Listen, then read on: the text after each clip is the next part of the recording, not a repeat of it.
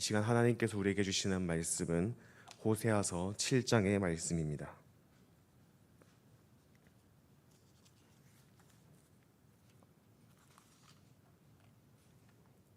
호세아서 7장의 말씀을 교독하겠습니다.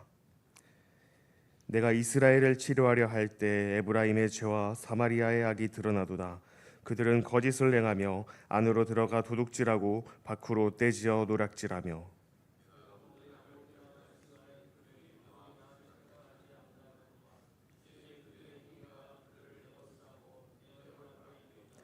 그들이 그 악으로 왕을 그 거짓말로 지도자들을 기쁘게 하도다.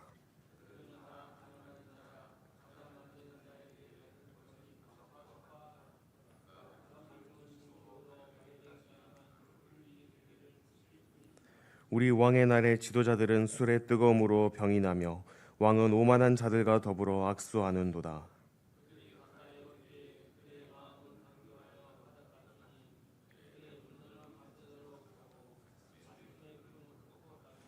그들이 다 화덕같이 뜨거워져서 그 재판장들을 삼키며 그들의 왕들을 다 엎드러지게 하며 그들 중에는 내게 부르짖는 자가 하나도 없도다.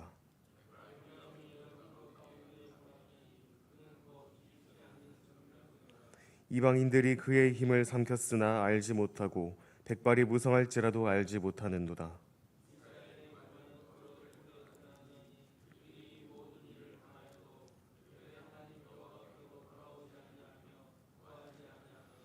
에브라임은 어리석은 비둘기같이 지혜가 없어서 애굽을 향하여 부르짖으며 아수르로 가는도다.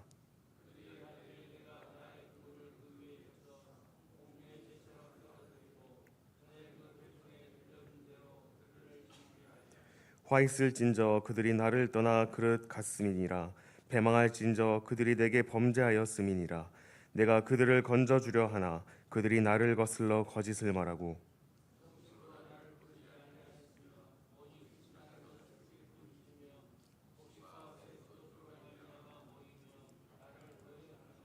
내가 그들 발을 연습시켜 힘있게 하였으나 그들은 내게 대하여 악을 꾀하는도다.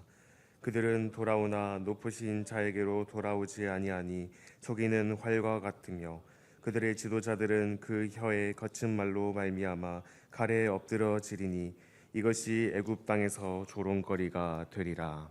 아멘. 우리가 계속해서 살펴보고 있는 이 호세아서 4장부터 14장까지 이스라엘에 대한 심판과 구원을 선포하는 내용이 계속해서 이어지고 있습니다. 특별히 오늘 본문인 7장 말씀은 국내외적 정치에서 드러난 이스라엘의 죄를 명백히 밝히고 있습니다. 먼저 1절에서 2절은 이스라엘의 죄, 그리고 3절에서 7절 말씀은 이 사마리아 내부의 정치적인 죄악들, 그리고 8절에서 12절은 이스라엘의 어리석은 외교 정책과 이에 대한 심판 선고, 그리고 13절부터 마지막 16절까지는 이스라엘의 반역으로 인한 파멸에 대한 하나님의 슬픔이 기록되어 있습니다. 먼저 1절에서 2절 말씀은 7장 전체를 관통하는 주제를 담고 있습니다. 이스라엘 백성은 자신들이 치유를 필요로 하는 상처를 가지고 있다는 사실을 분명 알고 있었습니다. 호세아에게 있어 치유는 단순한 회복이 아니라 구속의 언어이며 언약의 회복을 상징합니다. 그런데 백성들이 생각한 해법은 여호와께 돌아가는 것이 아니라 아수르에게 도움을 구하는 것이었습니다.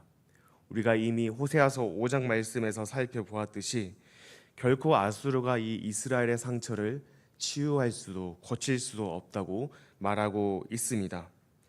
이스라엘은 고난 가운데서 여호와께서 우리를 고쳐 주실 것이라고 고백을 했지만 그 고백에는 회개가 동반되지 않았습니다.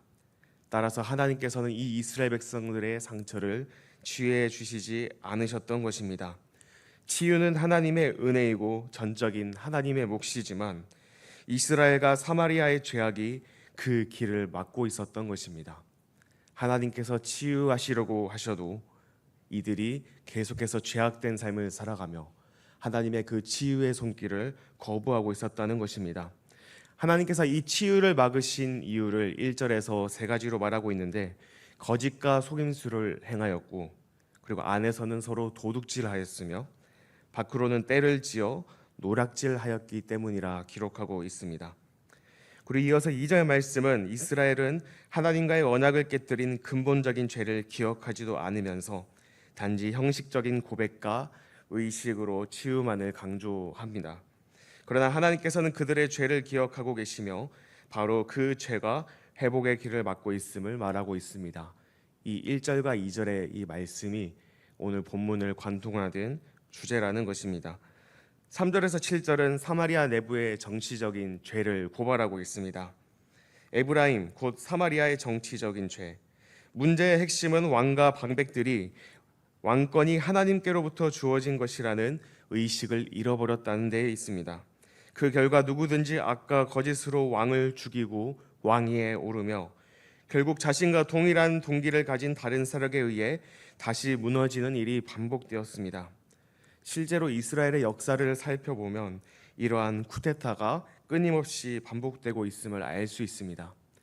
북이스라엘의 왕조들을 보면은 굉장히 그 임기가 짧습니다.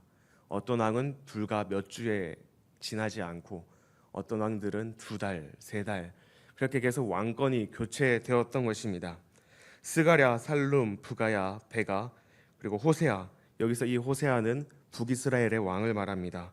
이같이 수많은 왕들이 짧은 시기에 계속 자신의 소견에 따라서 반역을 일삼았던 것입니다. 왕이 계속해서 바뀐다는 것은 그 나라가 굉장히 불안정하다는 것입니다. 우리나라도 지금까지 여러 번의 탄핵을 맞이하였습니다. 그 정권이 한 번 교체되는데도 이 나라가 굉장히 혼란스럽고 어려움에 빠지는데 이 당시 북이스라엘은 한두 번이 아니라 거의 10번에 가까운 그런 왕권 교체로 인해 모든 것이 무너져 있었습니다. 이것은 정치적인 것이 무너진 것뿐만 아니라 종교적인 것도 계속해서 무너져 있음을 우리는 말씀을 통해 알 수 있습니다. 이러한 정치적 악과 거짓은 단순한 권력 투쟁이 아니라 여호와의 신실한 언약을 배반하는 우상 숭배와 간음 같은 행위였다고 분명히 말하고 있습니다. 호세아는 4절을 통해 우상 숭배의 행위를 화덕에 비유하고 있는데요. 마치 빵을 만드는 사람이 반죽을 개고 그것이 부풀어 오르기를 기다리며 불을 약하게 지피는 것처럼 그들은 모든 준비를 갖춘 채 은밀하게 계획을 세우고 분노를 억제하며 그 때를 기다렸던 것입니다. 지금은 괜찮지만 화덕에 불이 뜨거워지면서 그 빵이 부풀어 오르듯이 이들의 계획이 점점 수면 위에 올라오고 계속해서 왕권이 교체되는 그런 문제들이 발생했다는 것을 이 화덕에 비유하고 있습니다. 5절의 왕의 날은 단순히 왕이 즉위하는 공식적인 의식의 날이 아니었습니다. 그 이면에는 새로운 왕을 세우기 위한 은밀한 거사의 날이라는 의미가 담겨 있습니다. 새로운 왕을 맞이하는 날이 아닌 새로운 정권이 교체되기 위해 그들이 계속 계획하고 은밀하게 그것들을 진행해오고 준비해왔던 그 모든 것을 비유하고 있는 날이 바로 이 왕의 날이라는 것입니다. 왕은 전혀 경계를 하지 않고 자리에 앉았습니다. 왕과 방백들을 초대하여 잔치를 베풀었습니다.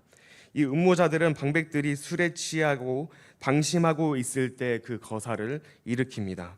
이 모습은 마치 밤새 잔잔하던 화덕의 불이 새벽이 되면서 갑자기 활활 타오르는 것처럼 평온해 보이던 상황이 한순간에 폭발하여 뒤집히는 장면을 비유하고 있습니다. 결국 이 잔치 가운데 재판장과 왕이 쓰러지게 되고 새로운 세력이 등장하여 왕을 세우고 권력을 장악하게 됩니다. 이러한 혼란스러운 전국을 호세아는 한 문장으로 압축합니다. 7장 7절 말씀에 그들 중에 내게 부르짖는 자가 하나도 없도다. 결국 하나님께 부르짖는 자가 그 어디에도 없고 결국엔 자기의 욕심과 자기의 소견으로 이 모든 것을 행했던 것입니다. 그 결과 이스라엘은 자신들의 정체성의 뿌리인 언약을 잊게 되었고 결국 하나님을 떠나는 왕국으로 전락하고 말았던 것입니다. 이것이 7절까지의 내용입니다. 이어서 8절에서 12절은 국제적인 외교에서 드러난 이스라엘의 어리석음과 이에 대한 심판의 메시지가 기록되어 있습니다. 이스라엘의 또 다른 죄는 국제적 위기를 자신들의 외교력으로 극복할 수 있다고 생각하며 열방의 힘을 의지했던 것입니다. 호세아는 이러한 외교 정책의 어리석음을 뒤집지 않은 전병이라고 표현하고 있습니다. 또한 11절에서는 어리석은 비둘기라고 비유합니다. 당신은 호세아 왕이 통치하던 때로 이미 영토를 잃었고 아수르를 의지해야 할지 애굽을 의지해야 할지 갈팡질팡하던 상황이었습니다. 8절에서 혼합되니라는 표현이 있는데 이것은 섞였다는 의미로 이스라엘이 열방에 섞여 자기 정체성을 잃어버린 현실을 묘사하고 있습니다. 스스로 지혜를 발휘해 외교적 동맹을 맺으며 살아남을 수 있을 것처럼 보이지만 실상은 열방 가운데 흔적 없이 사라질 위험에 놓였다는 것입니다. 이어서 뒤집지 않은 전병이라는 것은 결국 한쪽 면만 익고 다른 한쪽은 익지 않았다는 것을 보여줍니다. 겉으로 보기에는 잘 익은 것 같지만 그 전병을 뒤집지 않으면 그 팬에 맞닿아 있는 부분이 거먹게 타듯이 이스라엘 백성들 또한 계속해서 숨겨져 있는 그런 타버린 모습들이 계속해서 진행되고 있다는 것을 보여줍니다. 겉으로는 아무 문제 없어 보이지만 실제로는 불에 타들어가고 있으며 그것이 그을리고 있다는 것을 이 뒤집어지지 않은 전병에 비유하고 있습니다. 에브라임은 잘못된 대상을 의지함으로 타들어가는 뒤집지 않은 전병이 되었습니다. 이스라엘은 아람과 아수르와 같은 외세에 의해 삼켜지고 있었지만 그 현실을 전혀 인식하지 못한 채 자신들의 외교 정책을 자랑하며 교만을 드러냈습니다. 표면적으로는 평안해 보여도 민족이 무너지고 있음을 깨닫지 못했고 결국 이들은 여호와께로도 돌아가지 않았습니다. 이러한 모습을 호세아는 어리석은 비둘기로 비유를 합니다. 비둘기는 위협을 피할 지혜 없이 이리저리 날아다니다가 결국 잡히는 존재입니다. 이스라엘 역시 강대국 사이를 오가며 갈팡질팡하며 실상은 하나님의 그물 안에 갇혀 있다는 사실을 알지 못합니다. 결국 그들은 멸망의 날이 오면 우리가 잘못된 나라를 선택했구나 후회하겠지만 이미 하나님께서는 그 위에 그물을 치셨기에 돌아올 수가 없습니다. 12절에서 하나님은 전에 그 회중에 들려준 대로 그들을 징계할 것이라 말씀하십니다. 갑작스럽게 내려지는 선언이 아니라 이미 예전부터 선포된 하나님의 심판의 메시지임을 보여줍니다. 13절에서 16절의 말씀은 이스라엘의 반역으로 인한 파멸 그리고 이에 대한 하나님의 탄식이 기록되어 있습니다. 이스라엘의 죄란 단순한 도덕적 잘못이 아니라 봉신관계 언약을 깨뜨리고 왕에게 반역한 행위를 의미합니다. 하나님의 반응은 과거 그들을 애굽에서 구속하신 것처럼 다시 구속하시려는 의지였습니다. 그러나 그들의 거짓과 완악함이 그 구속의 손길을 가로막았습니다. 아수르 군대가 주전 734년에서 33년에 이스라엘을 침공해 많은 곡식과 소산을 빼앗았을 때 백성들은 하나님께 부르짖기는 했습니다만 그 부르짖음은 진실한 회개가 없는 형식적인 외침이었습니다.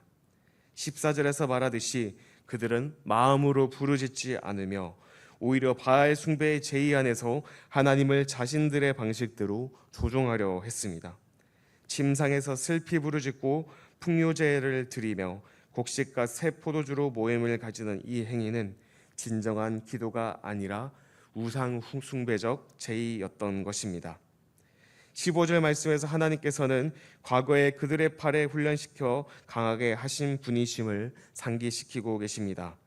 이스라엘이 국가적 위기와 고통을 이겨낼 수 있었던 힘은 오직 여호와로부터 나온 것이다.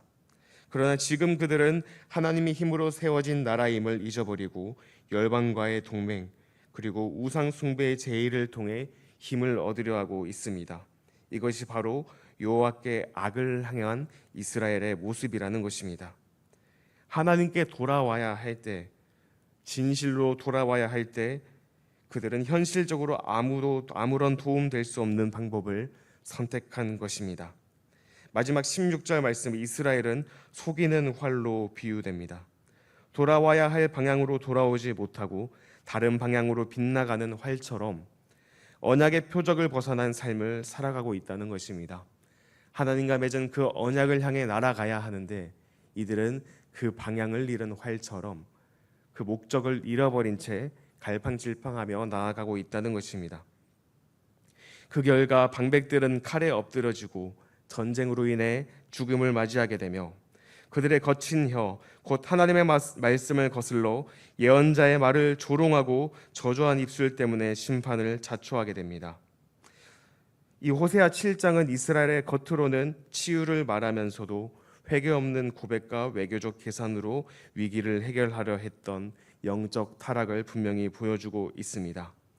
치유를 말하지만 회개가 없는 형식적인 신앙, 하나님께 부르시는 자가 없이 계속해서 왕권을 쟁탈하기 위한 그들의 반복되는 쿠데타, 그리고 열방을 의존하여 뒤집지 않은 전병처럼 자신들의 뒷면이 타들어가고 있다는 것을 발견하지 못하는 이 어리석은 비둘기 같은 이스라엘 백성들의 모습, 그리고 13절에서 16절에 하나님을 향한 형식적인 부르짖음, 그 안에 진정한 회개가 없는 이스라엘의 모습을 오늘 우리에게 보여주고 계십니다.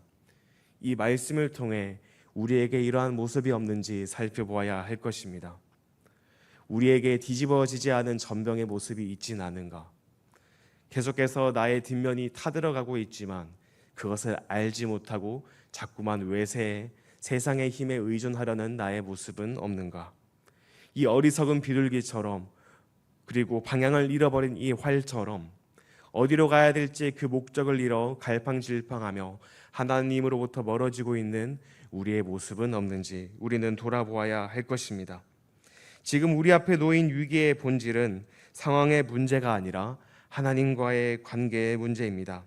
세상의 방법을 내려놓고 오직 언약의 하나님께 진심으로 돌아가는 회개의 자리가 우리에겐 필요합니다.